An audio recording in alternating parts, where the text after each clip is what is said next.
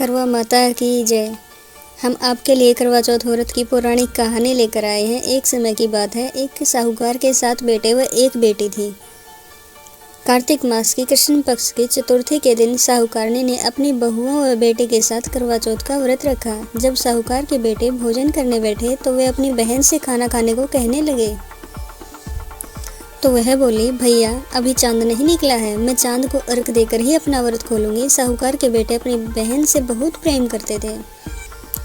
वो उसे भूख से व्याकुल नहीं देख पाए। उन्होंने नगर के पास ही एक पहाड़ी पर दीपक जलाकर छलनी की ओट में रख दिया और बहन से बोले, देखो बहन, चांद निकल आया है, तुम अपना व्रत खोल सकती हो। साहूकार की बेटी दौड़ी दौड़ी भाभियों के पास गई और कहने लगी, भाभी देखो चांद निकल आया है, चलो व्रत खोलते हैं। यह सुनकर भाभियाँ बोली, बाई सा, ये तो आपका चांद निकला है, हमारा चांद निकलने में तो अभी समय है।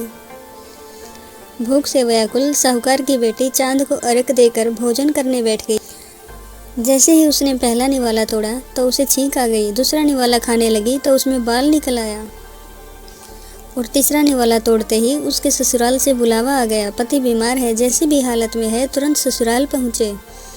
माँ बेटी को विदा करने के लिए जब बक्से में से कपड़े निकालती है तो बार बार कपड़े काले व सफ़ेद रंग के निकलते हैं। वो घबराकर अपनी बेटी से बोली, बेटा रास्ते में कोई भी छोटा बड़ा मिले, सबके पैर छूती जाना। जो कोई भी तुझे गुड़ सुहागन होने का आशीर्वाद दे वहीं अपने पल्ले पर गांठ बांध लेना। बेटी बोली, ठीक है माँ, और वह अपने ससुराल की ओर चल दी। रास्ते में कोई भी उसे मिला वो सबके पैर छूती गई।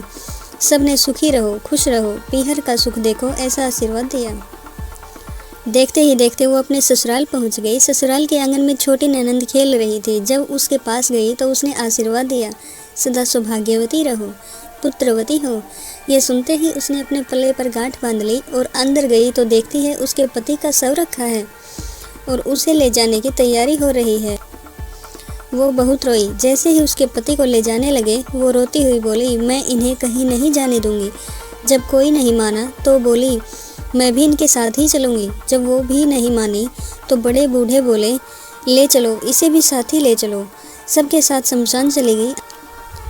अंतिम संस्कार का समय हुआ तो बोली, मैं इन्हें नहीं जलाने दूंगी। सभी लोग नाराज हो गए और बोले, पहले तो अपने पति को खा गई, अब उसकी मिट्टी खराब कर रही है। लेकिन उसने किसी की नहीं सुनी और अपने पति को लेकर बैठ गई। परिवार के बड़ों ने निर्णय लिया, इसे यहीं पर रहने दो, एक झोपड़ी डलवा दो। और उस झोपड़ी में अपने पति को लेकर रहने लगी। पति की साफ सफाई करती और उसके पास बैठी रहती। दिन में 2 बार उसकी छोटी ननंद खाना देने आती। वो हर चौथ का व्रत करती, चांद को अर्घ देती और जब चौथ माता आती तो कहती, करवा ले भाइयों की प्यारी करवा ले, घनी भुखारी करवा ले। वो चौथ माता से अपने पति के प्राण मांगती, लेकिन चौथ माता उसे ये कहती कि हमसे बड़ी चौथ माता आएगी, तब उनसे अपने पति की प्राण मांगना। एक एक करके सभी चौथ माता आई और सभी यह कहकर चली गई। अश्विन की चौथ माता बोली, तुमसे कार्तिक की बड़ी चौथ माता बहुत नाराज है, तेरा सुहाग वही लौटाएंगी, तो उनके पैर मत छोड़ना और 16 श्रृंगार का सारा सामान तैयार रखना।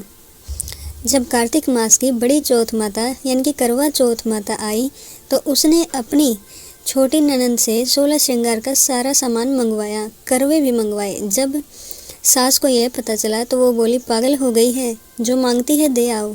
साहूकार की बेटी ने करवा चौथ का व्रत रखा, ज्योत करी। जैसे ही चौथ माता प्रकट हुई तो बोली, करवो ले भाइयों की प्यारी करवो ले, घनी भुखारी करवो ले, दिन में चांद उगाने वाली करवो ले।